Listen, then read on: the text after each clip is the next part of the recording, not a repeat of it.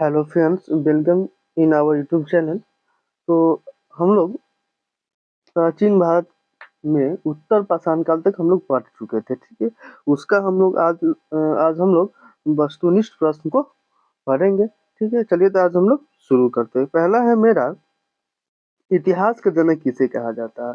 ये इतिहास का जनक हेरोडोटस को कहा जाता है यहाँ पे। ठीक है, उसके बाद है मेरा, भारतीय पुरातत्व का पिता किसे कहा जाता है? तो इसमें आप लोग को ध्यान है तो आप लोग यहाँ पे अपने से भी आंसर दे सकते हैं। भारतीय पुरातत्व का पिता किसे कहा जाता है? तो अलेक्जेंडर कलिंगम को कहा जाता है। ठीक है, यहाँ पे उसके बाद है मेरा, मानव द्वारा पाला गया प्रथम जानवर कौन सा था? तो कुत्ता था। ठीक है, उसके बाद है मेरा, किस काल को मैक्रोलिथ कहा जाता है? मैक्रोलिथ मध्य पाषाण काल को कहा जाता है। ठीक है, किस काल को मैक्रोलिथ कहा जाता है? तो मध्य पाषाण काल को कहा जाता है मेरा। ठीक है, उसके बाद है मेरा क्वेश्चन नंबर 5, निम्नलिखित संख्याओं सॉरी निम्नलिखित में से किस कालखंड में मानव ने सर्वाधिक जीवन बिताया?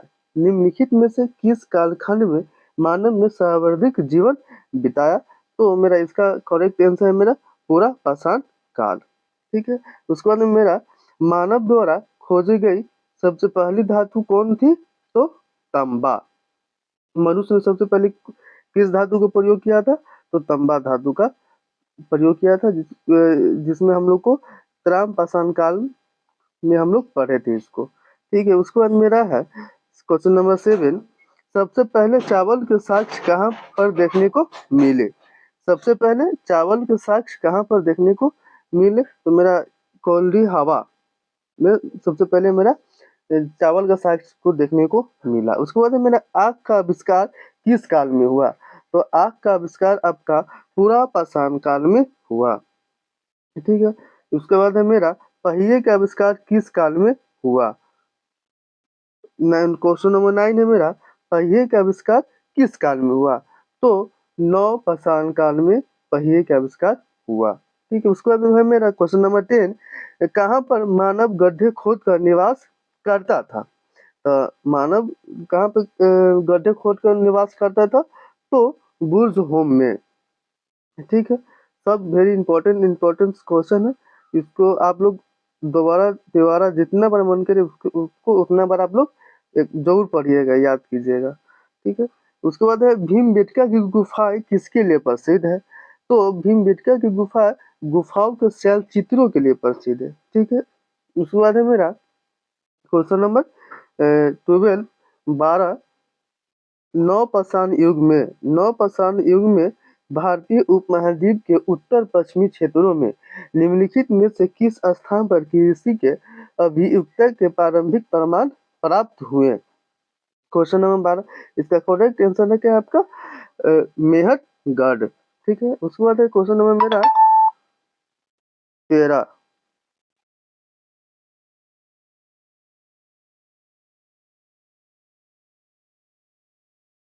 क्वेश्चन नंबर 13 मेरा क्या है, राख का टीला निम्नलिखित किस नवपाषाणिक स्थल से संबंधित है? क्वेश्चन नंबर 13, इसका करेक्ट आंसर मेरा हो जाएगा संगन कल्लू। उसके बाद है मेरा, भीमबेटका किसके लिए प्रसिद्ध है?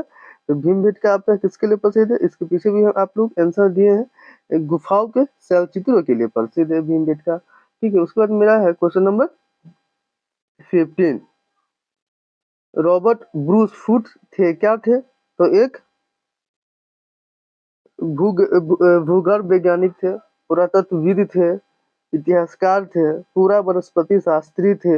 इसमें से आपका कौन सा करेक्ट आंसर है? इसका आपका भूगर्भ वैज्ञानिक थे। रॉबर्ट ब्रूस फुट क्या थे? तो भूगर्भ वैज्ञानिक थे। उसके बाद है मेरा, भारतीय उपमहाद्वीप में कृषि के प्राचीनतम साक्ष्य कहाँ पर प्राप्त हुए हैं आपका? तो मेहरगढ़ से प्राप्त हुए हैं। ठीक है, चावल का साक्ष्य भी कहाँ से प्राप्त हुआ है आपको? तो यहीं से प्राप्त हुआ है आपका। उसके बाद है मेरा, अ, हड्डी से निर्मित हड्डी से निर्मित हड्डी से निर्मित आभूषण भारत में मध्य पाषाण काल के संदर्भ में प्राप्त हुए हैं। क्वेश्चन नंबर 17 आपका, महदाया से। उसके बाद है आपका, निम्नलिखित में से किसको चालकोलिथिक युग भी कहा जाता है? चालकोलिथिक युग आपको इसमें से त्राम पाषाण युग को कहा जाता है, जिसमें किस धातु को सबसे पहले मनुष्य ने प्रयोग किया था? तो तांबा धातु का, जिसका सबसे पहले खोज भी हुआ है आपका। उसके बाद है सब मेरा क्वेश्चन क्या है, आपका पूछा हुआ क्वेश्चन है जो बहुत इंपॉर्टेंट है। उसके बाद है मेरा क्वेश्चन नंबर 19, कोपेनहेगन कोपेनहेगन संग्रहालय की सामग्री से पाषाण, कांस्य और लौह युग का त्रियुगीन विभाजन किया था। किसने किया था? तो आपका इसका करेक्ट आंसर है आपका थॉमस ने किया था। ठीक है। उसके बाद है क्वेश्चन नंबर 20, भारत में किस शैलाश्रय से सर्वाधिक चित्र प्राप्त हुए हैं आपका? तो भीमबेटका से प्राप्त हुआ है। ठीक है। चित्रकारी का मतलब कि वहाँ पे अभी भी हमको देखने को मिलता है साक्ष्य के रूप में। उसके बाद है मेरा क्वेश्चन नंबर 21, एक ही कब्र से 3 मानव कंकाल मिले हैं आपको। कहाँ पर मिले हैं? एक ही कब्र से 3 मानव कंकाल मिले हैं आपको। क्वेश्चन नंबर 21 का आंसर दमदमा से मिला है आपका। ठीक है। उसके बाद मेरा क्वेश्चन नंबर 22 है। क्वेश्चन नंबर 22 है आपका, निम्न में से कौन सा स्थल निम्न में से कौन सा स्थल निम्न में से कौन सा स्थल प्रागैतिहासिक काल प्रागैतिहासिक चित्रकला के लिए प्रसिद्ध है? तो क्वेश्चन नंबर 22 का आंसर है आपका भीमबेटका। भीमबेटका। उसके बाद है भीमबेटका की गुफा कहाँ पर स्थित है आपका? क्वेश्चन नंबर 23 का आंसर है तो अब्दुल्लागंज रायसेन में आपका अवस्थित है, जो यूपी पीसीएसपी में 2013 में क्वेश्चन पूछा था आपका। ठीक है। उसके बाद मेरा क्वेश्चन है क्वेश्चन नंबर 24। ठीक है। क्वेश्चन नंबर 24, उस स्थान का नाम बताइए जहां से प्राचीनतम अस्थायी जीवन के प्रमाण मिले हैं। ठीक है। तो इसका करेक्ट आंसर आपका क्या हो जाएगा? मेहरगढ़ से मिले हैं आपको। ठीक है। उसके बाद मेरा क्वेश्चन नंबर 25 है, भारतीय पुरातत्व सर्वेक्षण निम्नलिखित विभागों या मंत्रालयों में से किसका संलग्न कार्यालय है? क्वेश्चन नंबर 25 का करेक्ट आंसर आपका संस्कृति का है। भारतीय पुरातन सर्वेक्षण किस मंत्रालय या विभागों का इसमें संलग्न कार्यालय है? तो संस्कृति का है आपका। क्वेश्चन नंबर आपका आता है 26। क्वेश्चन नंबर हमारा 26 है, राष्ट्रीय मानव संग्रहालय कहाँ पर है? तो राष्ट्रीय मानव संग्रहालय आपका भोपाल में अवस्थित है। ठीक है। क्वेश्चन इसका करेक्ट आंसर सी हो जाएगा।